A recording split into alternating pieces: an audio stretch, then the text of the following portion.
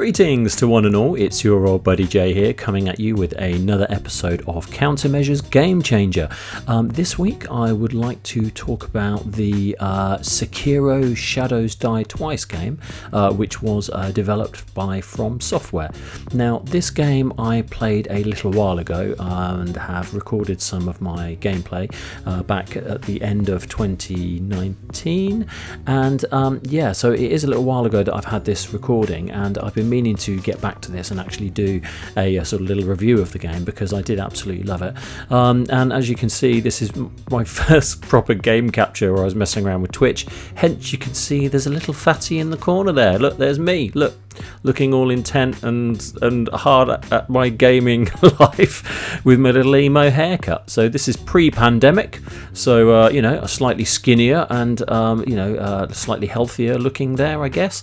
But I just thought that I would throw back to this game and just to have a little chat about it, because basically I am knee deep in Cyberpunk 2077, and it is taking much longer to get through that game, and I don't particularly want to rush it because I'm really enjoying that one.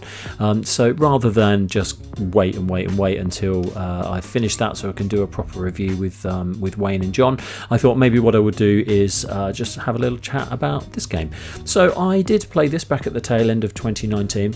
It originally was released on the 22nd of March 2019. I picked it up because, like all gamers, they you play your games and everything, you've got the genres that you like, and everyone that I know picks up a FromSoft game and thinks, oh, this could be the game for me where I really get into FromSoft games, because they're so popular and they're so famous, and they've become so famous in such a short space of time. And every single game I've ever bought, so like Dark Souls 2, Dark Souls 3, I've picked them up, I've played them for about an hour, and I just could not get on with them. They are there's a barrier that you need to break through on these style of games, and I just could not get through them. I played for an hour or two, and it just wasn't happening. And basically, it's the game loop that constantly would throw me off. A lot of games you play, you are slowly working your way through the story, making progress. You might die and reset at various points, but generally, every time you pick it up and play for like 20 minutes or an hour, it's moving you forward in the game. Now, FromSoft games work in a different way, which is that when you are killed in your gameplay, you are reset to these various fires, so these little kind of campfires, and what happens then is that all the guys that you've killed and all of the sections that you've got through and everything that you've majority of what you've picked up all resets. So, and that happens every time. It's not like every now and again. It happens every single time. And if you sit at a bonfire to actually save your progress, which is where you do save your progress, again, all of the enemies reset. So the gameplay loop being that you just keep constantly going through these waves of enemies and getting better and better and more XP until eventually, like when you first start, you get your ass kicked by the weakest guy, and then within sort of 2 or 3 hours of playing, you're walking past those guys no problem whatsoever. So the learning curve is incredibly steep and difficult, but if you hang in there, it's incredibly rewarding. Now, having played the Dark Souls series or briefly in the past, I could never quite hang in there. I could never get past the kind of the game kind of taking my time away when I had so little of it, and I just incredibly bitter about that. But for some reason, I again dive. Oh, and also just to throw back, I did originally play Demon Souls, which is the first version of these sorts of games. Back on the PS3 back in the day, and the same thing there. I did 2 or 3 hours and just could not get my head around how the game was meant to be played. So then Sekiro Shadows Die Twice. This one comes out, and I love me some ninja action. I love a bit of sword play. Slightly different gameplay to the other to Dark Souls. You don't have shields, and there's much less blocking. It's mainly sword fighting and parrying, which actually is much harder. But for whatever reason, this game just totally grabbed me. Now, first time I picked it up, I played for a couple of hours, did the same thing, binned it off, went and did something else.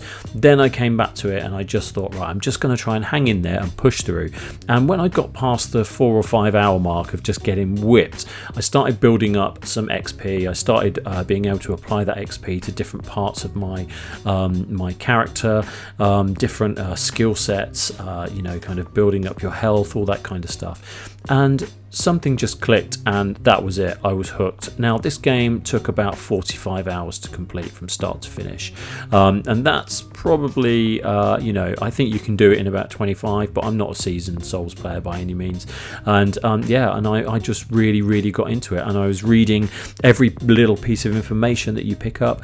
I was engaging in every single kind of RPG conversation that you have with all of the side characters, all the NPCs and non-playable characters, and I was just really enjoying it. And it just came at a time when I don't know, maybe my kids were a little bit older and I could actually wasn't desperate for sleep.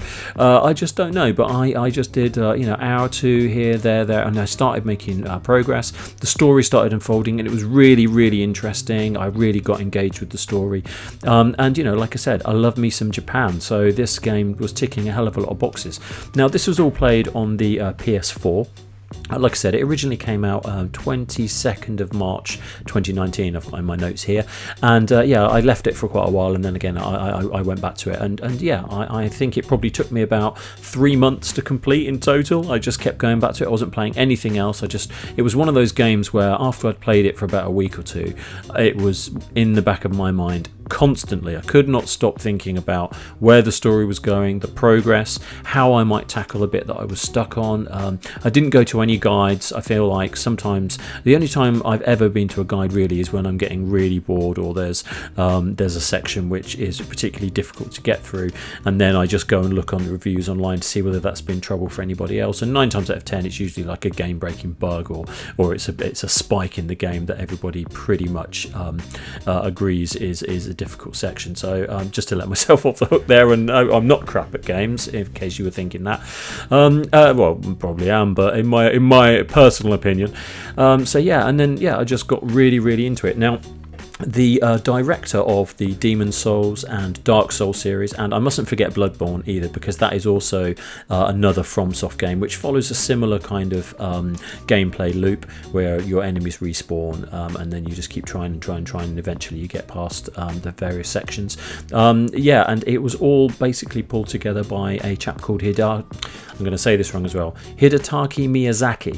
Now, Miyazaki has become a bit of a legend over the last sort of 15 to 20 years in terms of these kind of games, and he is known for creating the most amazing and outlandish bosses. So like in Dark Souls, there's all kinds of different giant spiders and these kind of big sort of skeleton birds and blob monsters, and all these really interesting bosses that you have to reach and get past.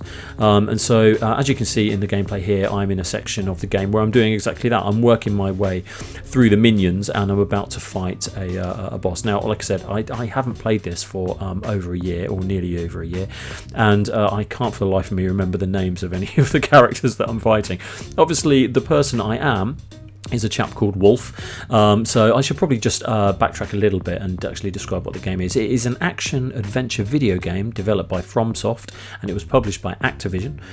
The game follows a shinobi called Wolf, as you can see, who's laying on the floor there, even though I just brought myself back to life.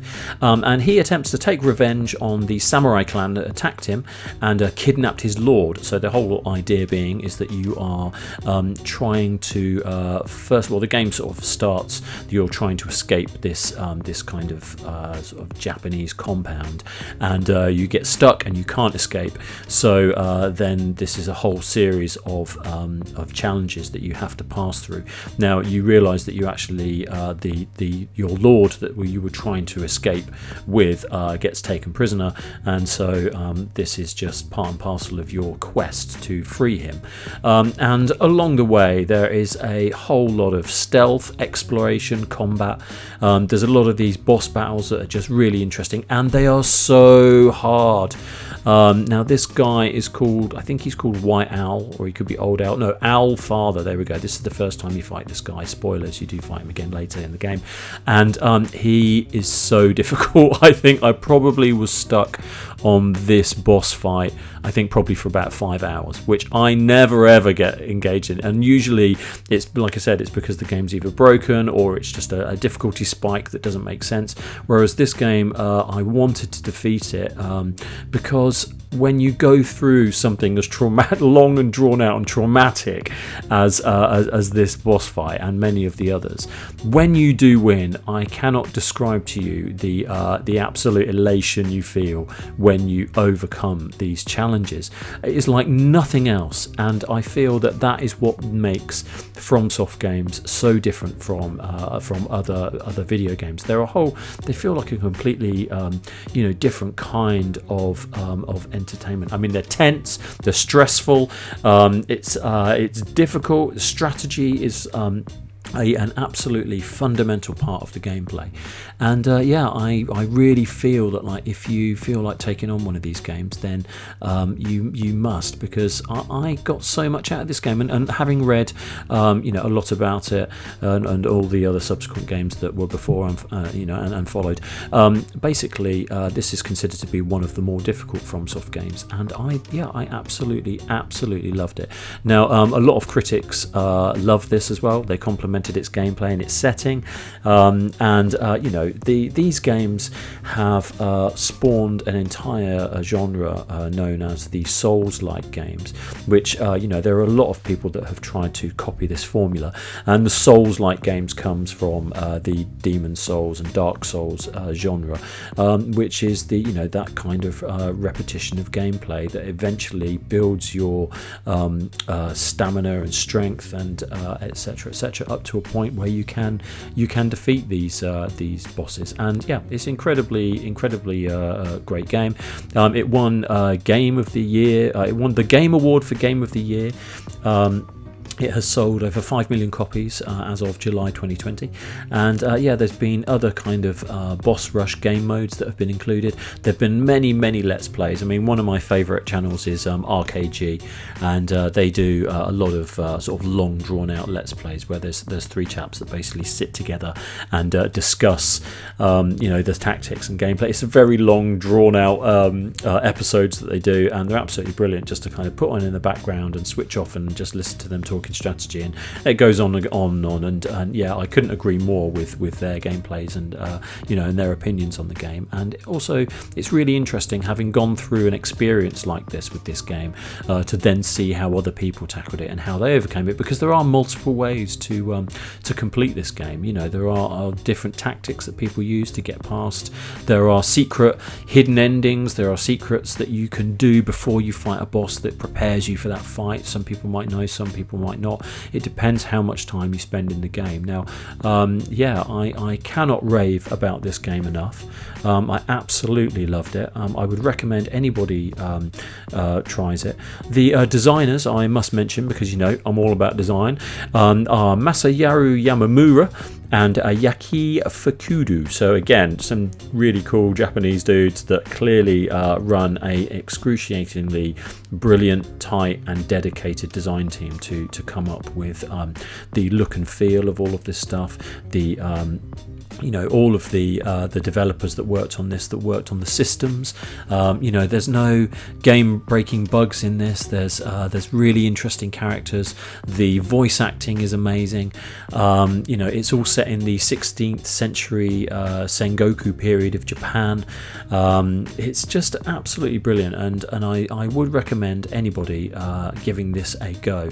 Now, I realise that the last few reviews I've done have spiked from zeros and ones to 9s and 10s. There seems to be little in between, but I only really seem to be spending time with games that I either really hate or really love at the moment. So I have to say that this game is an absolute 10 out of 10, and it has Daddy JJ's Badass Seal of Approval, which is a new award which I made up in the last review, which has had some funny comments going on about it, so I thought I'd bring that back. And I cannot rave about it enough. You must try it. So there you go. So all that's left to say is be good, stay safe, and be kind to one another. Cheers.